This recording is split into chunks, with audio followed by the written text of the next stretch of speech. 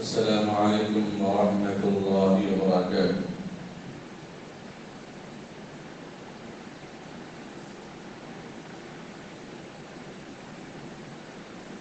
الحمد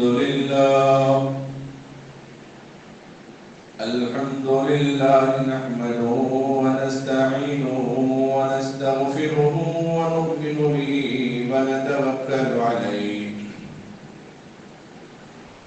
ونعوذ بالله من شرور أنفسنا ومن سيئات أعمالنا من يهده الله فلا مضل له ومن يضلله فلا هادي له ونشهد أن لا إله إلا الله وحده لا شريك له ونشهد أن سيدنا وحبيبنا ونبينا ومولانا محمدا عبده ورسوله اللهم صل على محمد في أول كلامنا اللهم صل على محمد في أوسط كلامنا اللهم صل على محمد في آخر كلامنا اللهم صل على محمد وعلى آله وأصحابه وأزواجه وأهل بيته أجمعين أما بعد فأعوذ بالله من الشيطان الرجيم بسم الله الرحمن الرحيم يا أيها الذين آمنوا إذا نودي للصلاة من يوم الجمعة فاسعوا إلى ذكر الله وذروا البيع ذلكم خير لكم إن كنتم تعلمون فإذا قضيت الصلاة فانتشروا في الأرض وابتغوا من فضل الله واذكروا الله كثيرا لعلكم تفلحون.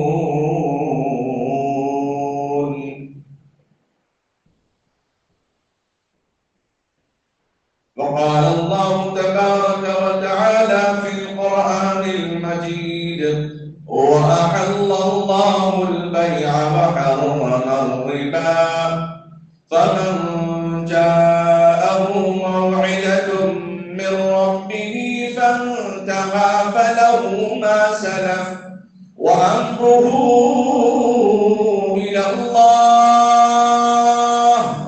ومن عاد فأولئك أصحاب النار هم فيها خالدون.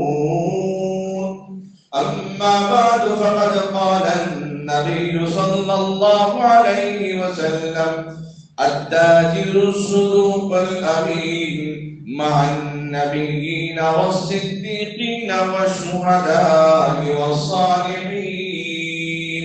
صدق الله مولانا العظيم وصدق رسوله النبي الكريم.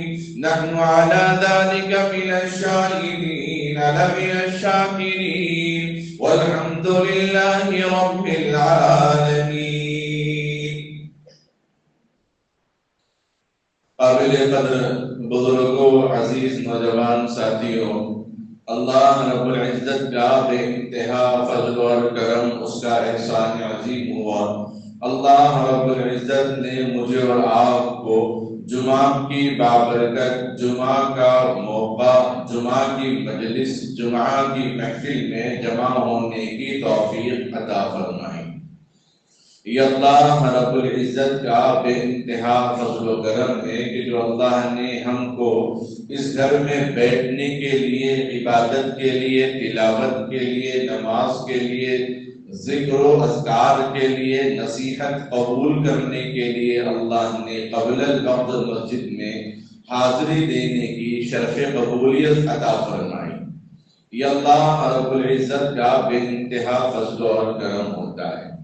مثلاً مثال کے طور پہ گھروں کے اندر شادی بیاہ رسم و رواج کام و کاج ہوتے ہیں تو جو جن کے جتنے زیادہ عزیز ہوتے ہیں، جو جس سے زیادہ مقرب ہوتے ہیں، جن کا لگاؤ بہت زیادہ ہوتا ہے دوستی کے تعلق سے، رشتہ داری کے تعلق سے، لین دین کے تعلق سے، وہ وقت سے پہلے حاضر ہو جاتے ہیں۔ دعوت دینے والے دعوت دیتے ہیں کہ دیکھو بھائی فلاں تاریخ کو، 9 تاریخ کو، 10 تاریخ کو نکاح ہونے والا ہے، 21 کو نکاح ہونے والا ہے، لیکن آپ کو 15 تاریخ کو ہی آنا ہے، 4-5 دن پہلے ہی آنا ہے۔ بھلے 4-5 دن پہلے کیوں آنا ہے کہ نہیں آپ اگر نہیں آئیں گے تو کیسے ہوگا؟ یعنی جو زیادہ عزیز، زیادہ قریب رشتہ دار ہوتا ہے تو پہلے اس کو دعوت دی جاتی ہے اور پہلے آنے کی ترغیب بھی دی جاتی ہے۔ اب جب جو رشتہ دار کوئی ماموں کی شکل میں، چچا اور تایا تائی کی شکل میں، یا پھر خالہ کی شکل میں جب لوگ 2-3 دن پہلے آتے ہیں تو بچے بہت خوشی کا اظہار کرتے ہیں کہ ہمارے گھر مہمان آئے، اور جن کے لڑکے یا لڑکیوں کی بیاہ ہونے والی ہیں وہ لوگ بھی بہت خوش ہوتے ہیں، چلو ہمارا ساتھ دینے کے لیے ہمارے رشتہ دار جو ہمارے مخلص ہیں وہ پہلے آ گئے ہیں۔ تو رشتہ دار، انسان، لوگ آپس میں خوشی کا اظہار کرتے ہیں، لیکن جب سے شادی خانے کھل گئے رشتہ داروں کا ستیہ ناش نکل گیا۔ بولے یہاں دیکھو آ رہے شادی تو شادی خانے میں ہے، اور وہیں سے آنا وہیں پھر دکھا کے چلے جانا۔ اب شادی خانے کے اندر بھی اگر کوئی پہلے آیا تو اس کا بھی شکریہ ادا کرے، بہت بہت شکریہ صاحب آپ پہلے آ گئے، آپ وقت پہ آ گئے، بہت بہت شکریہ، اور محبت کی نظر سے ان کو دیکھا جاتا۔ یہ ایک محبت ہے جو عام انسانوں کے تعلق اور رشتہ داری کی وجہ سے۔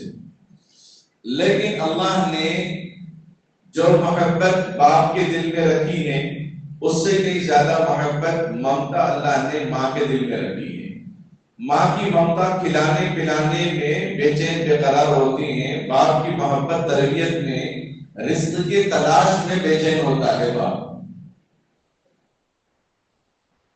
ایک باپ کی محبت ہے، ایک ماں کی محبت ہے، اور اللہ کی جو محبت ہے وہ 70 ماؤں سے زیادہ محبت کرنے والا ہے۔ کوئی اللہ کے گھر میں قبل الوقت، وقت سے پہلے، جس طرح آپ لوگ تشریف لائے ہیں، وقت سے پہلے اگر کوئی آئے گا، اللہ بھی اپنے بندوں کو مسجد میں اس حال میں دیکھ کر بہت خوش ہو جائیں گے کہ میرے بندے میری یاد میں، میرے بندے میرے ذکر میں، میرے بندے اپنی عبادت کے لیے، میری عبادت کرنے کے لیے وقت سے پہلے مسجد میں حاضر ہو چکے ہیں۔ تو اللہ بھی متمنی ہوتے ہیں، اللہ تعالیٰ بھی یہ دیکھتے ہیں کہ بندہ مانگے، اللہ کو معلوم ہے کیا مانگنے والا، لیکن فرشتوں کو بتانا چاہتے ہیں کہ بندہ جب مانگے گا تو فرشتے اس کی دعاؤں پر آمین کہتے ہیں۔ تو اللہ رب العزت نے یہی بات قرآن کریم کے اندر سورہ جمعہ کے اندر بیان فرمائی ہے۔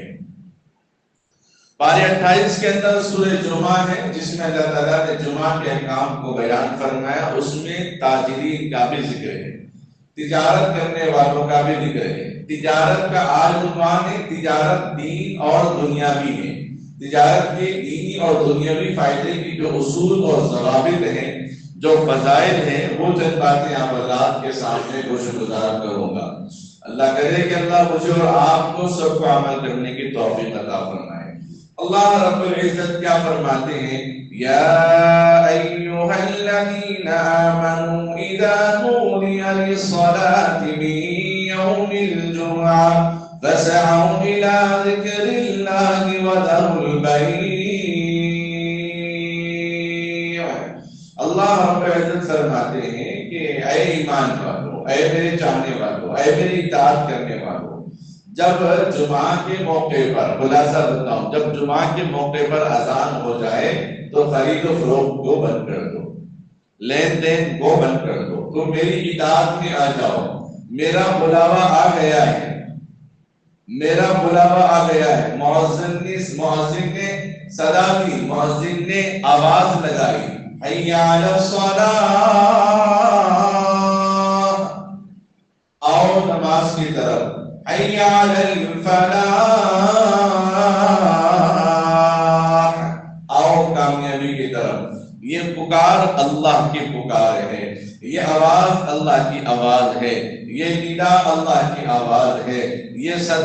اللہ کی آواز ہے۔ بلانا اللہ کی طرف سے، وقت سے پہلے مؤذن سے کہیں 1 کروڑ تنخواہ دی جائے گی، وقت سے پہلے اذان دینا ہے تو وہ اذان دینے کو تیار نہیں ہوگا، کیوں؟ وقت ہوا نہیں اللہ کی گھڑی کا، تو میں اذان کیسے دے سکتا ہوں؟ جب وقت ہو گیا، اذان ہو گئی، تو خرید و فروخت کرنے والے پورے علاقے، پورے محلے، پورے بازار والوں کو اللہ تبارک و تعالیٰ کہتے ہیں اب خرید و فروخت بند کر دو، اب لین دین بند کر دو، اب کوئی لین دین نہیں، اب کوئی تجارت نہیں۔ اللہ کی آواز آئی ہے، اللہ کے گھر میں آ جاؤ۔ تاجرین کے لیے سب سے پہلا یہ اصول ہونا، تاجر جب تجارت کرنے والا سب سے پہلے اپنی نیت کو سدھارے گا، سب سے پہلے اپنی نیت کے اندر کھوٹ پیدا نہیں کرے گا۔ انما الاعمال بالخواتم، اعمال کا دار و مدار نیتوں پر ہے۔ آدمی جیسے نیت کرے گا اللہ رب العزت اس کے ساتھ ایسا معاملہ کریں گے۔ تجارت کرنے والا یہ نیت کرتا ہے میں انصاف سے تجارت کروں گا، عدل سے تجارت کروں گا، دونوں برابر رکھ کے تجارت کروں گا، کسی کو میں نقصان نہیں لوں گا، اپنا فائدہ ضرور لوں گا لیکن صحیح چیز پہنچا دوں گا، تو اس کا یہ تجارت کرنا تجارت کے ساتھ عبادت میں شامل ہے۔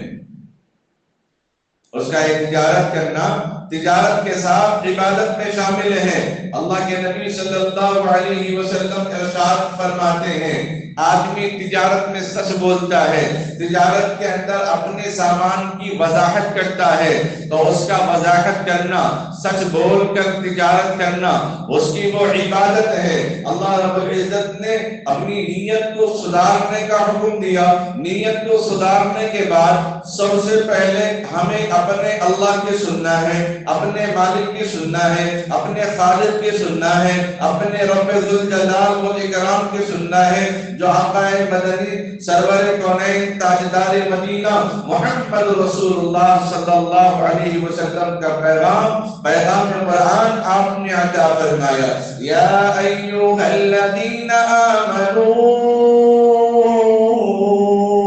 اے ایمان والو، اے ایمان والو، اے مومنو، اے نمازیو، اے پرہیزگارو، اذا نودی للصلاۃ من یوم الجمعہ، جب نماز جمعہ کے موقع پر یا دیگر نمازوں میں اذان اگر سنائی دے، اپنے کاروبار کو بند کر لو۔ فَسَعُوا إِلَىٰ ذِكْرِ اللَّهِ وَذَرُوا الْبَيْعَ، اپنے خرید و فروخت کو بند کر دو۔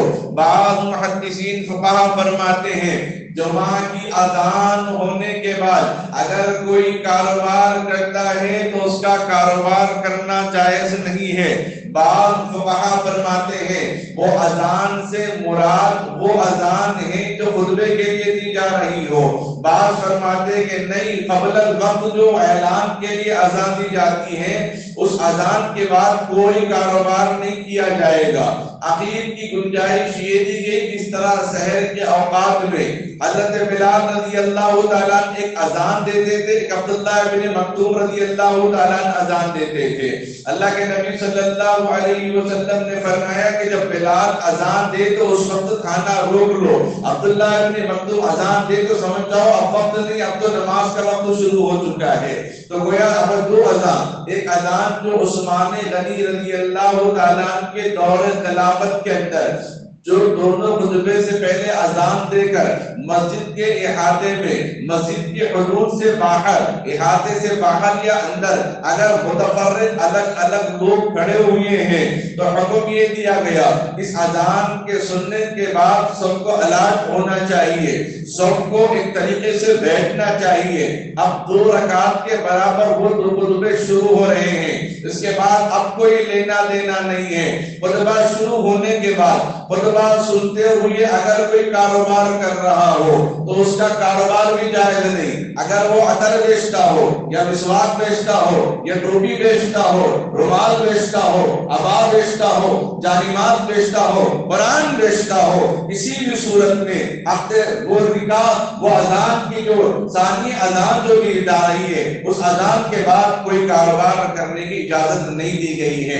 اس اذان کے شروع ہوتے ہی اذان جیسے ختم ہوتی ہیں فرشتے اپنا رجسٹر بند کر کے بیٹھ جاتے ہیں. اس کے بعد جو کوئی بھی آ کے نماز میں شریک ہوگا تو اس کے لیے صرف نماز ظہر کا ثواب ہوگا, نماز جمعہ کا ثواب اس کو نہیں ملتا ہے.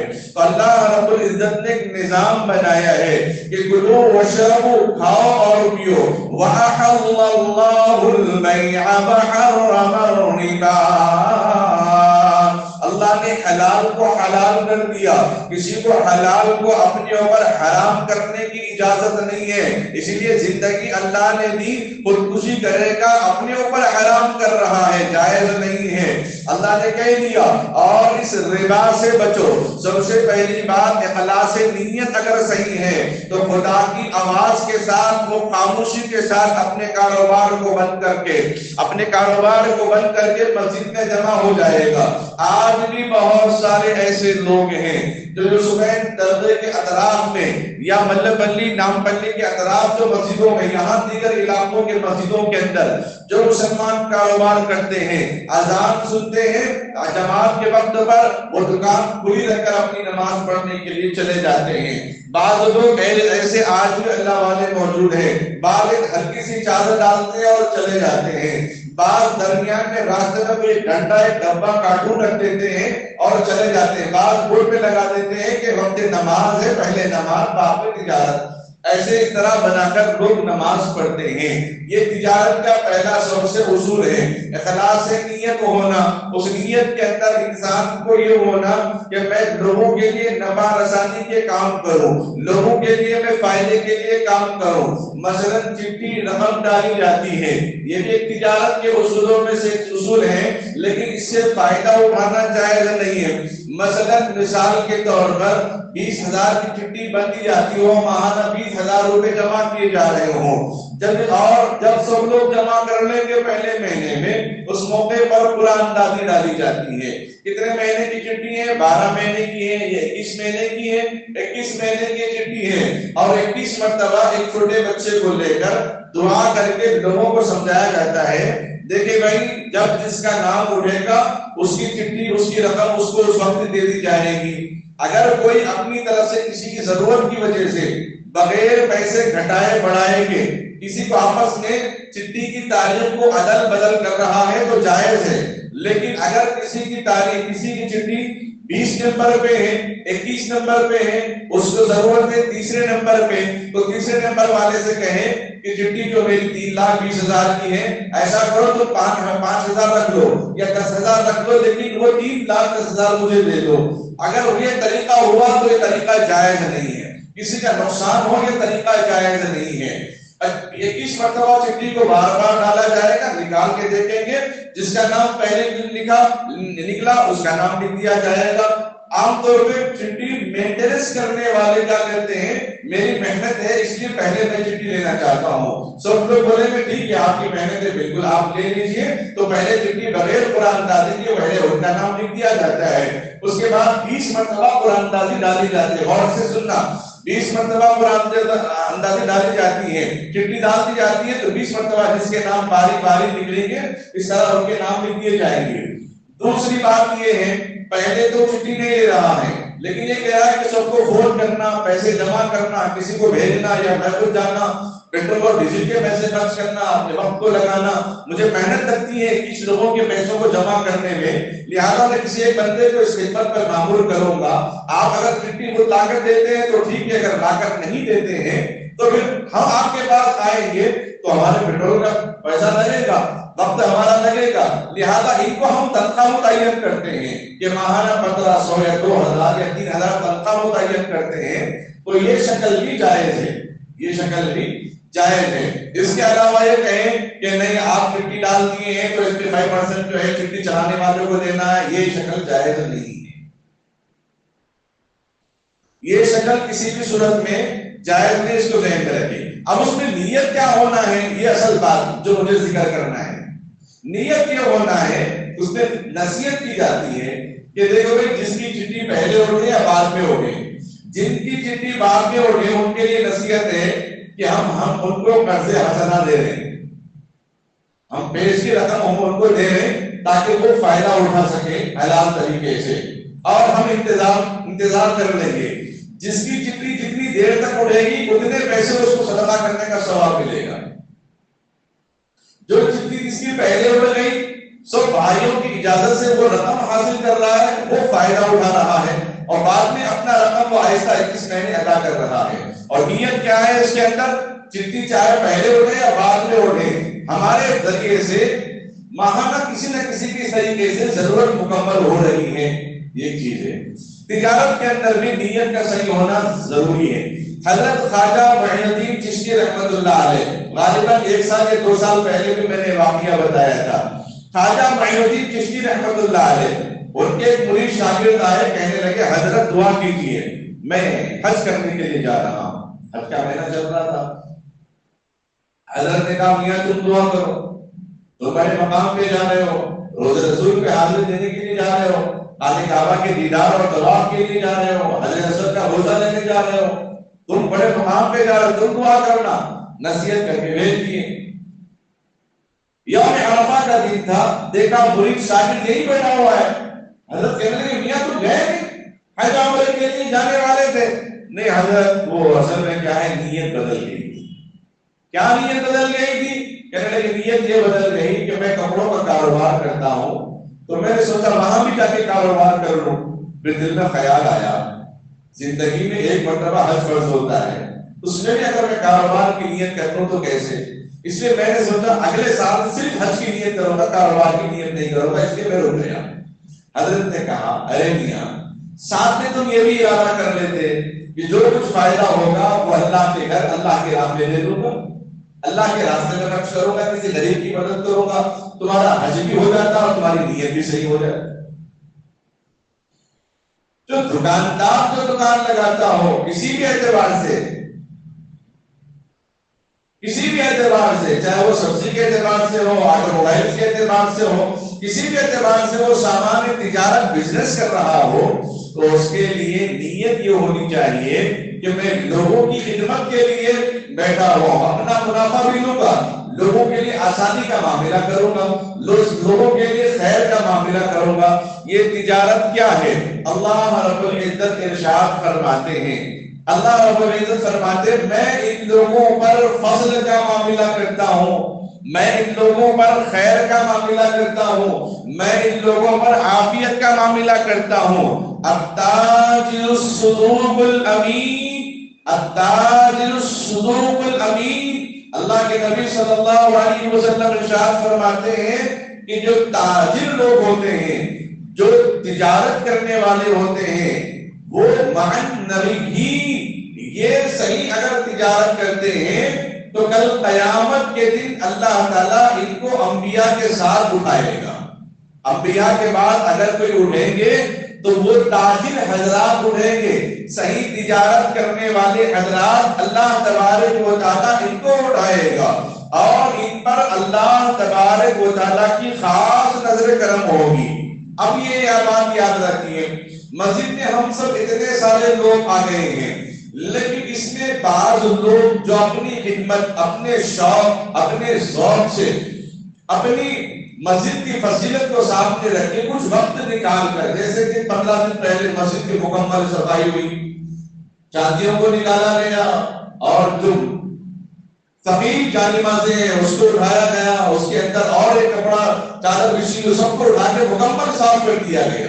اب جتنے لوگ صفائی میں شامل تھے حافظ صاحب سے لے کر، جتنے لوگ صفائی میں شامل تھے اور جتنے لوگ دیکھیں گے اور جو مسجد کا ذمہ دار عملہ ہے ان کو دیکھ کر محبت کی نگاہ سے دیکھے گا کہ بھئی یہ مسجد کی خدمت کرنے والے ہیں، جن کا مقصد پیچھے لین دین کچھ نہیں، کوئی رقم کا مطالبہ نہیں، کوئی پیسوں کا مطالبہ نہیں، بس وقت نکال کے مسجد کی صفائی میں لگے. ان کو دیکھنے والے قدر کی نگاہوں سے دیکھتے ہیں. ایک مرتبہ حضرت احمد رحمت اللہ علیہ جنگل میں نکل گئے تھے، کتاب کا مطالعہ کرتے کرتے دیکھا ویران مسجد پڑی ہوئی، جیسے ابھی مسجدیں بہت ساری ویران پڑی ہوئی ہمارے اس علاقے کے اندر، بادامپور میں دیکھیں اس روڈ پہ دیکھیں ویران مسجد پڑی ہوئی تھی.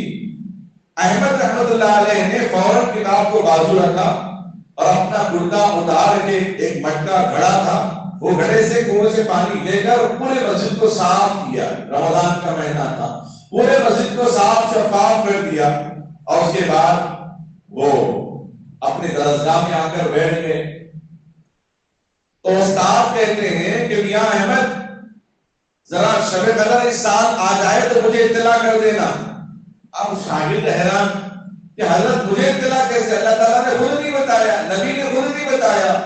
تو استاد محترم کہتے ہیں کہ میاں احمد محمد رسول اللہ صلی اللہ علیہ وسلم کا دیدار ہوا، نبی پاک کا دیدار ہوا اور کہا کہ احمد کے صحبت میں رہو، آپ کو پتا چلے گا کہ شب قدر کی رات کب ہے. یہ مسجد کی خدمت کی برکت ہے. قابل مبارکباد وہ نوجوان گزشتہ جمعہ مبارکباد دینا چاہتا تھا لیکن وقت کی تنگامانی اور مان طویل تھا تو وہ موقع نہیں تھا. تو قابل مبارکباد وہ نوجوان جن لوگوں نے اپنے وقت کو فارغ کر کے اللہ کے گھر کی صفائی کی، اللہ کے گھر کو چمکایا. اب ہم اپنی نظروں میں ان کو بڑے مقام سے دیکھتے ہیں تو اللہ تبارک و تعالیٰ فرماتے ہیں جو تجارت کرنے والا صحیح تجارت کرتا ہے تو اللہ تعالیٰ نبیوں کے بعد صحیح انصاف سے تجارت کرنے والوں کو اٹھائیں گے ان کے ساتھ. کتنی بڑی بات ہے، کتنی بڑی سعادت کی بات ہے. آدمی کا جو کچھ لینا دینا ہو، جس کے اندر جھوٹ کی آمیزش نہ ہو، دھوکے کی آمیزش نہ ہو، لوگوں کو غلط فہمی میں ڈال کر عیب کو چھپا کر تجارت کرنا مقصد نہ ہو، تو اللہ رب العزت نبی پاک صلی اللہ علیہ وسلم کی بشارت ہے کہ التاجر الصدوق الامین مع النبیین، ان کو اللہ تبارک و تعالیٰ نبیوں کے ساتھ اٹھائیں گے.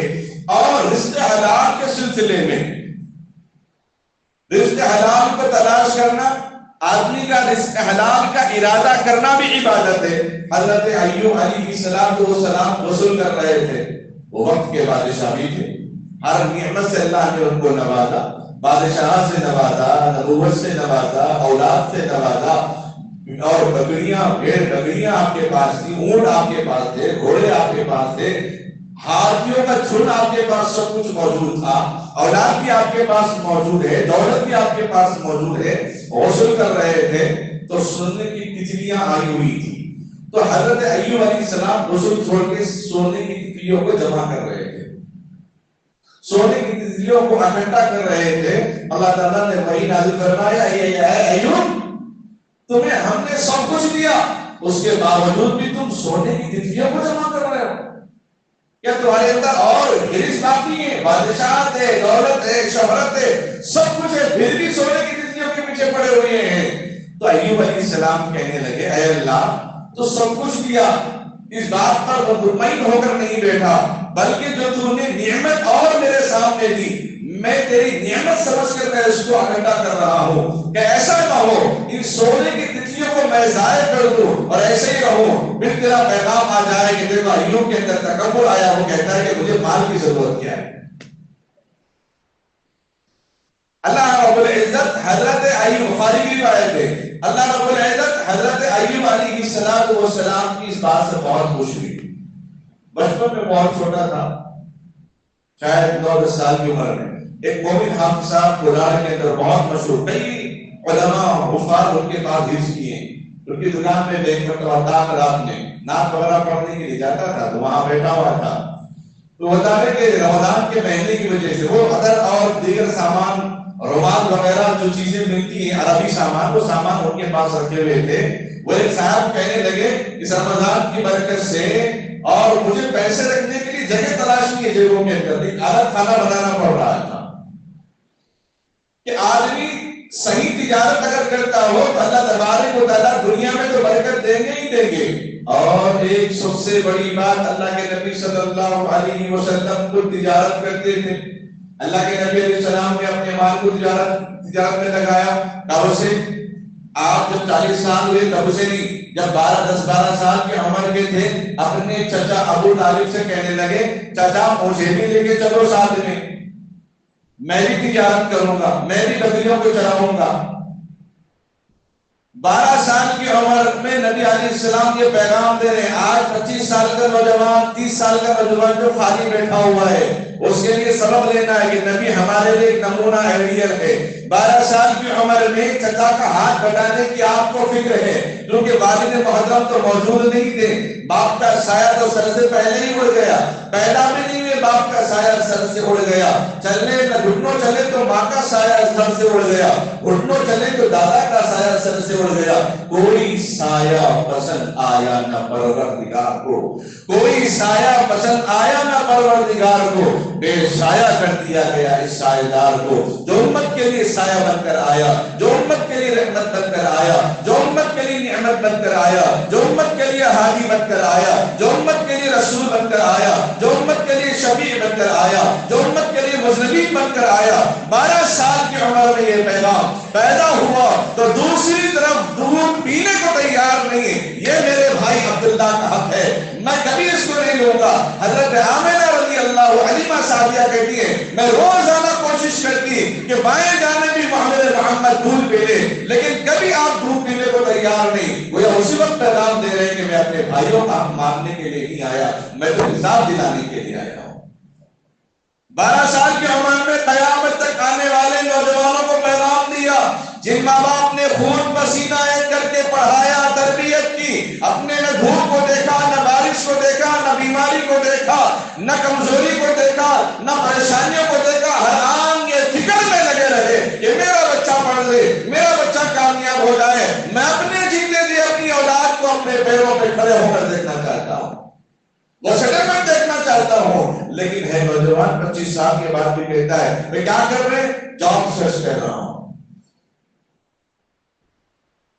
اللہ کے نبی صلی اللہ علیہ وسلم ارشاد فرماتے ہیں رزق کے 10 حصے اللہ نے دنیا میں تقسیم کر دیے، رزق میں جو 10 حصے تقسیم کیے ہیں، جو رزق کے جو شکلیں ہیں، جاب کرنے والے، جو محنت 6 لاکھ تنخواہ اٹھانے والے، یا مہینے میں تجارت کر کے 30 یا 2-3 کروڑ اٹھانے والے، یا کمپنیاں چلانے والے، یا کام کھول کر سونا نکالنے والے، ہیرے تلاش کرنے والے، محنت مزدوری کر کے اپنی روزی روٹی تلاش کرنے والے، یا مانگنے والے مشترک لوگ، سب لوگوں میں ملا کر کل اللہ تبارک و تعالیٰ نے رزقوں کو تقسیم کیا، اور 9 حصے اللہ تبارک و تعالیٰ نے تجارت میں فائدے رکھے ہیں۔ ایک حصہ وہ عام ہے جو تجارت نہیں کرتا، جو نوکری کرتا ہے، تجارت نہیں کرتا، نوکری کرتا ہے، دوسرا معاملہ کام کرتا ہے، وہ مہینے کی آمدنی کو دیکھتا ہے، وہ ایک حصے کو اللہ نے پوری دنیا میں تقسیم کر دیا،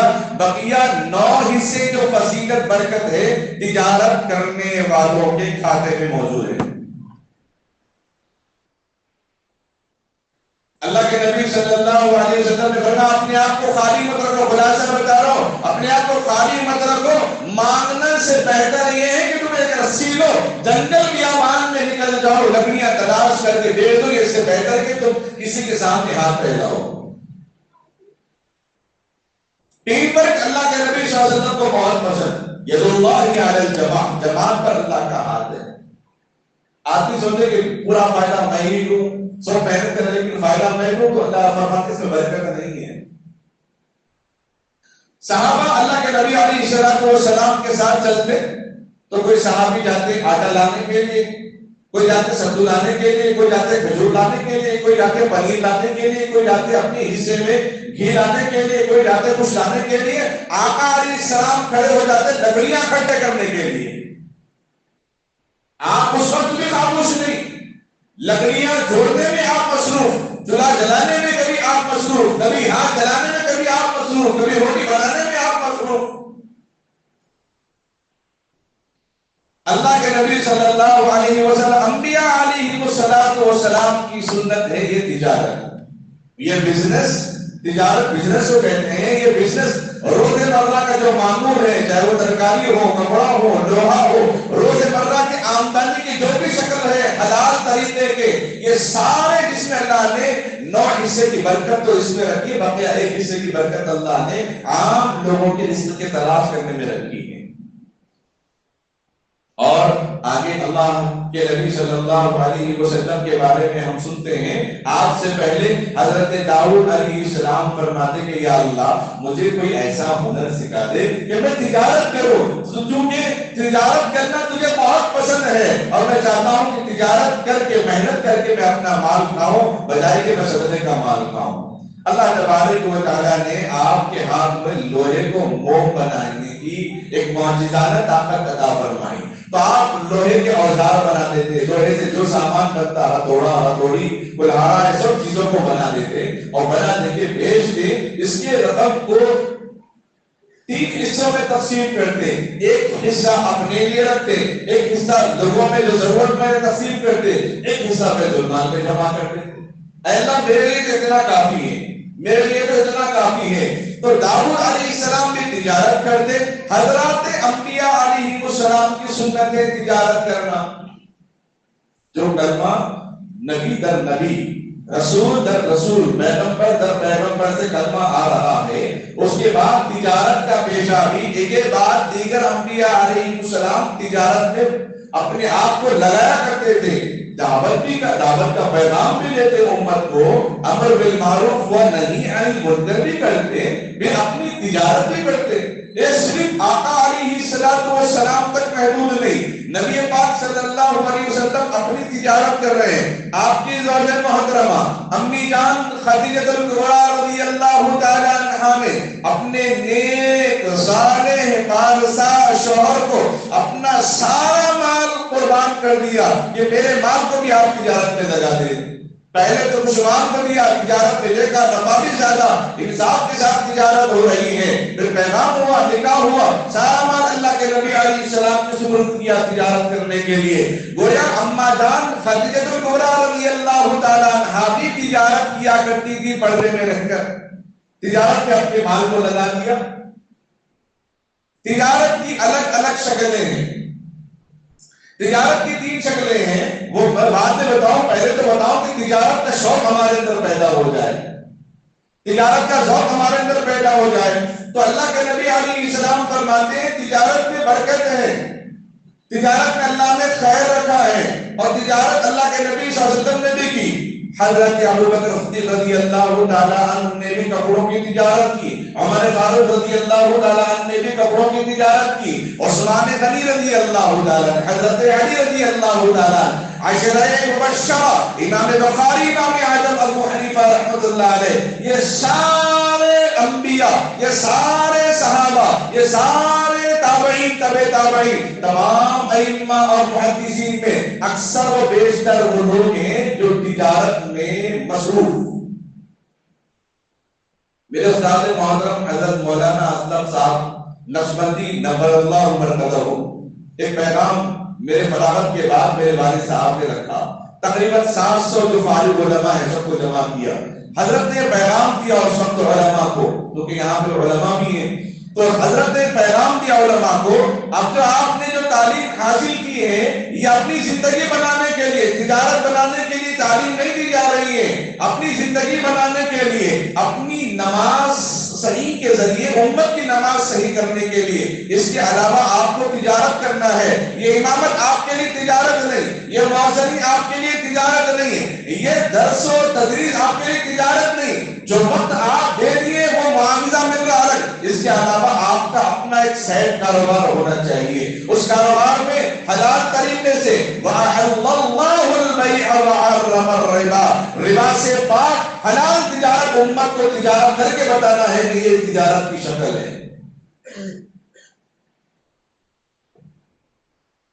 اور اس میں امت کی غلط فہمی ہے، امت یہی سوچتی ہے کہ اچھا امامت ایک نوکری ہے، نہیں وہ خدمت ہے، وہ خدمت ہے، اذان کرو نوکری ہے، نہیں وہ خدمت ہے۔ اور تعلیم دینے والوں نے تو ہمارے اساتذہ، ہمارے اکابرین، ہمارے محدثین مفسرین نے اخلاص نیت کے معمول پر ہم کو تعلیم دی ہے، اگر وہ تربیت صحیح نہیں تو اس میں علماء کا دین کا قصور نہیں ہے، کیونکہ انبیاء کی تجارت سنت ہے، صحابہ تجارت کرنے والے، ائمہ تجارت کرنے والے، تابعین تبع تابعین تجارت کرنے والے۔ امام اعظم ابو حنیفہ کے زمانے میں ان سے بڑا کوئی تاجر بھی نہیں تھا، ان سے بڑا کوئی امام بھی نہیں تھا، ان سے بڑا کوئی تاجر بھی نہیں تھا، ان سے بڑا کوئی امام بھی نہیں تھا۔ آج جو کپڑے پہنتے پھر کبھی آپ اس کپڑے پر ہاتھ نہیں لگاتے، وہ کسی طالب علم کو یا کسی اور کو ہدیہ کر دیتے۔ آدمی جب دینے کا مزاج رکھتا ہے تو اللہ تعالیٰ اوپر سے برساتے ہیں. یہاں تو دیتا ہے لیکن اللہ برساتے ہیں، رحمت برساتے ہیں. آدمی صرف لینے کا مزاج رکھتا ہے، دینے کا مزاج نہیں رکھتا تو برکت کہاں سے آئے گی؟ اللہ کے نبی صلی اللہ علیہ وسلم نے فرمایا الکاسب خلیل اللہ، تجارت کرنے والے کو اللہ تبارک و تعالیٰ فرماتے. پہلے جو فضیلت بتائی تھی کیا بتائی تھی؟ نبیوں کے بعد ان کو میں اٹھاؤں گا جو تجارت کرنے والے ہیں. اور دوسری جو بات آ رہی ہے ابھی حدیث کی روشنی میں، اللہ کے نبی صلی اللہ علیہ وسلم فرماتے ہیں تجارت کرنے والا اللہ کا دوست ہے. تجارت کرنے والا اللہ کا دوست ہے. اللہ تعالیٰ کسی کی ٹی وی میں کسی اسدالدین اویسی صاحب کی فوٹو ہے اور اس خود کی بھی فوٹو ہے، وہ اپنی ٹی وی میں رکھتے کہ اپنے دوستوں میں کتنا ادھر آئے گا، دیکھو صاحب میں جا کے آیا. کسی سی ایم کی فوٹو کے ساتھ اپنی فوٹو رکھے گا، اخبار میں چلائے گا، دیکھے گا کالر کو ذرا اوپر کیا ہوا سینہ تان کے چل رہا ہے. اور حشر کے میدان میں اللہ تعالیٰ کہیں گے یہ میرا دوست ہے جو تجارت کرنے والا ہے. اس وقت کیا مقام ہوگا تاجرین کا، اس وقت کیا مرتبہ ہوگا تاجرین کا. اس وقت امت مسلمہ اپنی تجارت کو چھوڑے ہوئے ہیں. تجارت کے بہت سارے اہم فائدے اور اہم برکات اور اس کے ثمرات اور بھی بہت ساری چیزیں ہیں، لیکن اس موقع پر امت کا ایک بہت بڑا طبقہ سروے کریں گے. ہم لوگ اکثر سروے کرتے ہیں علماء کے مدارس میں، مکاتب میں، مساجد میں، دیہاتوں کا. ہم دیکھتے ہیں کہ آج سے 30-40 سال پہلے جو چوراہے پر مسلمانوں کے قبضے ہوا کرتے تھے، گھر، مکان، دکان وغیرہ، وہ 2-3 اگر مثال کے طور پہ 1 لاکھ اگر آج ریٹ ہے اس 1 گز کا، اگر کوئی مالوڑی آ کر کہے کہ میں 2 لاکھ تم کو دے دوں گا تو وہ ان کو دھیمے تارے نظر آ جاتے ہیں اور مرغی کا انڈا بھی سونا نظر آنے لگتا ہے. اور کہتے ہوئے ٹھیک ہے ہم دے دیے. اور دینے کے بعد وہ اپنے پیسوں کو دے کر اب اپنے ذہن کے حساب سے وہ خرچ کرے گا، کیا کرے گا کیا نہیں کرے گا، لیکن وہ آ کر بازاروں میں قبضہ کیے ہوئے. ہر شہر کا یہی حال ہے. حیدرآباد کے کوٹیا اور ترو بازار سے لے کر بیگم بازار سے لے کر کھمکیا، ورنگل، گوڑاؤں، سوریا پیٹ اور دیگر جتنے علاقے جتنے اضلاع ہیں، سارے اضلاع میں دیکھیں ایک زمانہ ہوگا ان چوراہوں پر مسلمان تجارت کیا کرتے تھے. آج ان کا قبضہ جمع ہوا ہے.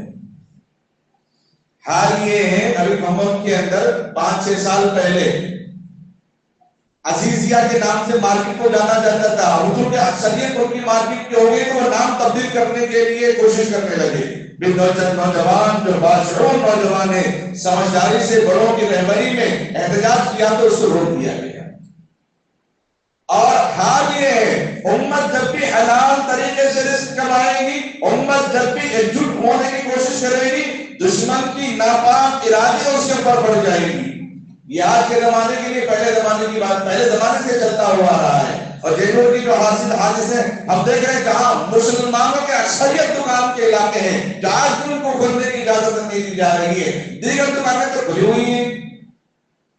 بیان حساس موقع پر مسلمانوں کو متحرک ہونا چاہیے. کوئی بھی چیز قدم اٹھانے سے پہلے، اپنی جائیداد کو بیچنے سے پہلے، تجارت سے پہلے تجارت کے علوم کو حاصل کرنا چاہیے، تجارت کے برکات کو حاصل کرنا چاہیے. اسے معلوم کرنا طلب العلم فریضۃ علی کل مسلم و مسلمہ، علم دین حاصل کرنا ہر مسلمان مرد اور عورت پر فرض ہے. کا مطلب صرف اپنی نماز صحیح کرنا نہیں ہے، صرف اپنی زکات دینے کا طریقہ صحیح نہیں کرنا ہے، صرف عمرہ اور روزے تک محدود نہیں ہے، حج کے ایام تک محدود نہیں ہے. ہر وہ کام جو ہمارے زندگی سے منسلک ہے، ہر وہ کاروبار جو ہمارے پیٹ سے منسلک ہے، ان چیزوں میں حلال طریقہ کیا ہے، ان چیزوں میں نبی کی پسندیدہ کیا ہے، ان چیزوں میں خدا کا پسندیدہ، خدا کا قانون، خدا کا نظام، خدا کا فرمان کیا ہے، ان چیزوں کے بارے میں تعلیم حاصل کر کے ہم کو قدم آگے بڑھانا ہے. اس کے بعد ہم قدم آگے بڑھاتے ہیں، اللہ اس کے قدم قدم پر برکتیں عطا کرتے ہیں،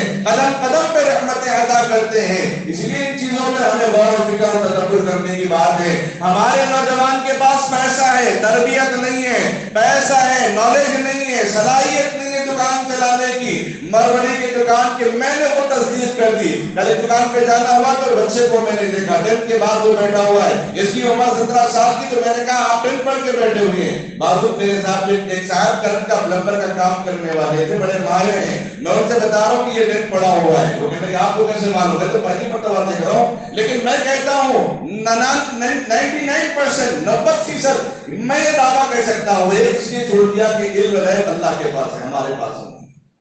तो मैंने कहा ये 10th पढ़ के बैठा हुआ है। वो कहने लगे आपको कैसे मालूम? मैं अक्सर मारवाड़ी की दुकान में दोस्ती करके उनसे पूछा, वो बताते हमारे यहाँ कोई भी लड़का या लड़की पैदा होती, उनके पैदा होने के बाद 1 लाख रुपए हम इनके नाम पे बैंक में जमा करते।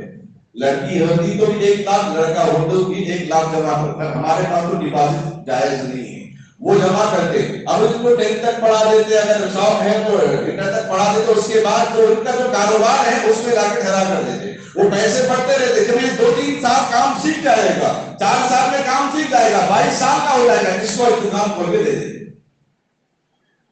हमारे पास तो बच्चे माँ बाप के साथ बैठने तैयार नहीं, बोले चाचा की दुकान में बैठ जाओ, उसको सलाहियत मिलने की तैयार नहीं, वक्त की तंगदामनी है। ये उन्वान इंशाअल्लाह तिजारत का जारी रहेगा, क्योंकि अक्सर हजरात की अक्सर तबका यहाँ पे तिजारत करने वाला है। इंशाअल्लाह इसके फजाइल बरकत कुरान और हदीस की रोशनी में इंशाअल्लाह जारी रहेंगे। अल्लाह से खूब दुआ कीजिए, अल्लाह ताला हम तमाम उम्मत मुस्लिमा को इसके हलाल की तौफीक अता फरमाए और सही तिजारत करने की तौफीक अता फरमावे। आमीन। वाखिरु दावाना अल्हम्दुलिल्लाहि रब्बिल आलमीन।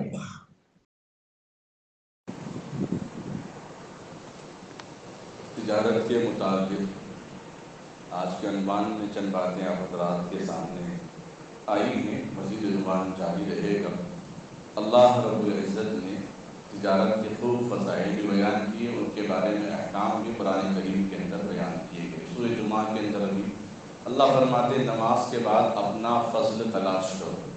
गोया कि इसमें रिज़्क़ के मुताबिक, ताजिरीन के मुताबिक अल्लाह ताला ने सूरह जुमा के अंदर जिक्र किया। जैसा कि खुतबे में भी आपने आयत सुनी, नमाज में भी आयत आपने सुनी है।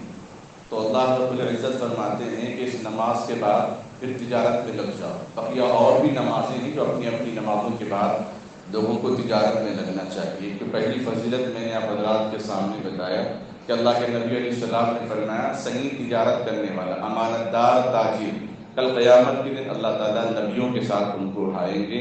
और दूसरी हदीस अल-कासिम खलीलुल्लाह, तिजारत करने वाला अल्लाह का दोस्त होता है। अल्लाह के नबी सल्लल्लाहु अलैहि वसल्लम ने तीसरी हदीस इसके मुताबिक फरमाई, तिजारत करने वाले के हिस्से में जैसे कि अल्लाह ने रिज़्क़ के 10 हिस्से पूरी दुनिया में तकसीम कर दिए, उसमें से 9 हिस्से ताजिरीन के लिए अल्लाह ताला ने उठा कर रख दिया है। जो ताजिर तिजारत करते हैं अपनी अमानत के साथ, अपने खुलूस के साथ, तो उनके लिए अल्लाह रब्बुल इज़्ज़त 9 हिस्से जो तिजारत के जो फ़ायदे बरकत हैं उनके हक़ में अल्लाह रब्बुल इज़्ज़त नाज़िल फरमाते हैं। तिजारत का एक फ़ायदा ये है कि आदमी हमेशा देता रहता है, लेने की नौबत नहीं आती, हमेशा देने वाला बनता है। ये देने की सिफत अल्लाह की है।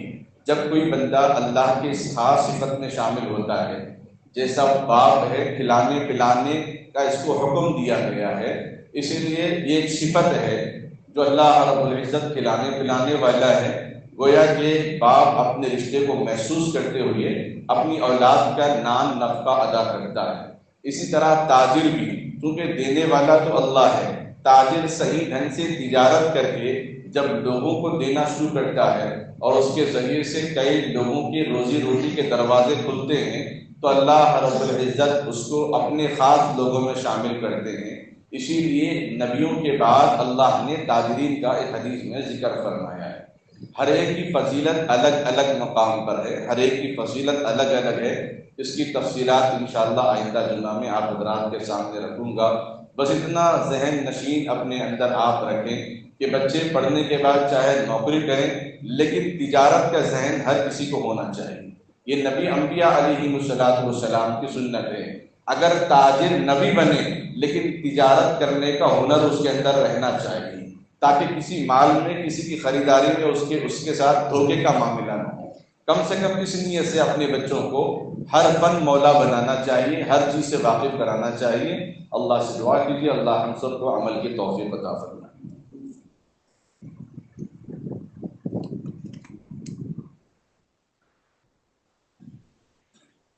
درود شریف.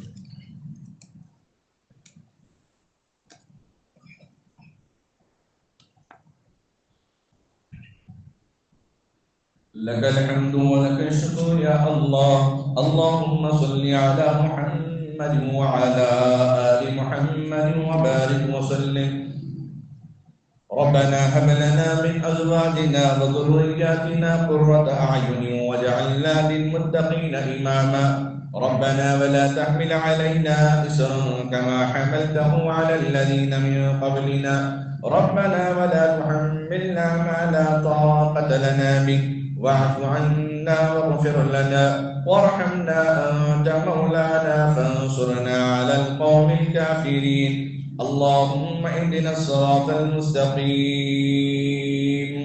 اللهم اهدنا فيمن هديت وعافنا فيمن عافيت وتولنا فيمن توليت وبارك لنا فيما أعطيت وقنا شر ما قضيت فإنك تقضي ولا يقضى عليك فإنه يذل من هو عليك تبارك ربنا وتعاليت. نستغفرك ونتوب إليك. هو الله الذي لا إله إلا هو الرحمن يا الله الرحيم يا الله الملك يا الله القدوس يا الله السلام يا الله المؤمن يا الله المهيمن يا الله العزيز يا الله الجبار يا الله المتكبر يا الله الخالق يا الله. اے اللہ ہم سب کے گناہوں کو معاف فرما. اے اللہ خطاؤں سے درگزر فرما. اے اللہ ہم جیسے بھی ہیں تیرے بندے ہیں. اے اللہ ہمارے ہر گناہ کو معاف فرما. آئندہ گناہوں سے بچنے کی توفیق عطا فرما. ہر نیکی کو قبول فرما. نیک پارسا زندگی گزارنے کی توفیق عطا فرما. اے اللہ ہم سب کے اندر محبت پیدا فرما. خلوص پیدا فرما. لڑائی جھگڑے فتنے فسادات چغلی غیبت برائیوں سے جھوٹ سے زنا سے بدکاری سے شراب سے سود سے ہم سب کی حفاظت فرما. اے اللہ تیرا مبارک گھر ہے. اے اللہ پاک مقام پر تیرے بزرگ بندے بیٹھے ہیں. نوجوان ہیں معصوم بچے ہیں. ہر ایک کے دل میں کوئی نہ کوئی تمنا آرزو امید ہے. مولا ان سب کے جائز ضرورتوں کو قبول و منظور فرما. اے اللہ تجارت میں برکت عطا فرما. یقیناً تجارت انبیاء علیہم السلام کی سنت ہے. صحابہ تابعین تبع تابعین کی سنت ہے. آج بھی اللہ والے اس تجارت میں لگے ہوئے ہیں. اے اللہ جو حضرات اپنے کاروبار تجارت میں لگے ہوئے ہیں اے اللہ ان سب کی تجارت میں برکت عطا فرما. دکان و مکان میں برکت عطا فرما. اے اللہ پڑھنے والے بچوں اور بچیوں کو کامیاب عطا فرما. جو امتحانات ہونے والے ہیں ان بچوں کے امتحان میں اول درجے سے کامیابی عطا فرما. اے اللہ ہم سب کو اپنے والدین کا ادب احترام کرنے والا بنا. ان کی خدمت کرنے والا بنا. وہ ناراض ہے تو ہماری محنت کوئی قابل قبول نہیں ہے. نہ عبادت قابل قبول نہ تجارت قابل قبول. اے اللہ ماں باپ کو خوش کرنے کی خوش رکھنے کی توفیق عطا فرما. اے اللہ ہم سب کو چھوٹوں پر رحم و کرم کرنے والا بنا. اہل علم کی علماء کی تعظیم ادب احترام کرنے والا بنا. دینی مساجد مدارس مکاتب خانقاہوں کی حفاظت فرما. اے اللہ جو لڑکیاں نکاح کے انتظار میں بیٹھی ہیں ان کے نکاح کو آسان فرما. اے اللہ جو بیوہ ہیں طلاق شدہ ہیں اے اللہ خلا شدہ ہیں ان کا اثر نو نکاح عطا فرما دے. نکاح کو آسان فرما چاہے وہ عقد ثانی ہو کہ عقد اولا ہو. اے اللہ غیر رسم و رواج سے ہم سب کی حفاظت فرما. حاضرین مجلس کو تو بے انتہا قبول فرما.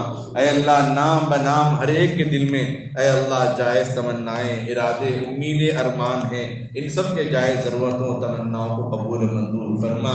اے اللہ بیماروں کو شفا عطا فرما. مرحومین کی مغفرت فرما. اے اللہ بہت سارے لوگ یہاں پر پرچی میں نام دیے ہیں. جن جن لوگوں نے دعاؤں کے لیے کہا ہو یا لکھا ہو یا ان کا ہم پر ہو ان سب کو نام بنام سب کو اپنے مقصد میں کامیابی عطا فرما. جو بے اولاد ہے انہیں صاحب اولاد عطا فرما. اے اللہ جو نوجوان بے روزگار انہیں بہترین روزگار عطا فرما. جو کینسر کے اندر بیماری میں لا علاج بیماری میں مبتلا ہیں تیرے لیے تو کوئی چیز ناممکن نہیں ہے، ہر چیز تیرے حکم اور تیرے اے اللہ اشارے پر در عمل ہوتی ہیں۔ اے اللہ ہر بیمار کو شفا عطا فرما۔